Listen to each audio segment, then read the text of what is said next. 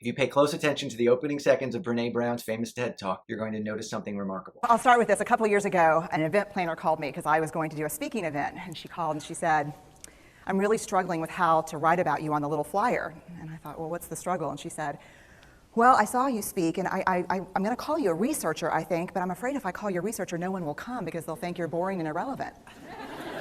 So what's so remarkable about that? She's just talking about a conversation she had with an event planner, right? Wrong. Most speakers, when they tell stories about their lives, sweep over the details. They talk about when they were in college, or they talk about an old career, or the way their childhood was. They're painting their life in these huge, broad strokes. But that's not what Brene does. She doesn't talk about a whole chapter of her life. She doesn't talk about her career through a wide lens. She tells a specific story of a certain thing that happened at a certain point in time. And nothing makes this more evident than the fact that she uses dialogue. How many speakers have you seen who tell their story, but it's their whole story? They might even spend 10, 15 minutes of their talk doing this. But that's not what draws an audience in. An audience member is going to be taken with a story if they can see it in their mind's eye, if they can have an image of it. And it's much harder to have an image of something when you're sweeping over the details. If you really want to draw your audience in from the get-go, don't tell a sweeping narrative. Zero in on a specific moment in time, and if it's with another person, capture the dialogue between you and them. Bonus points if they sound different from you and you do an imitation of them. You'd be surprised how many public speaking tips are so simple that you could implement it the very next time you speak. If you'd like more tips like that, be sure to follow.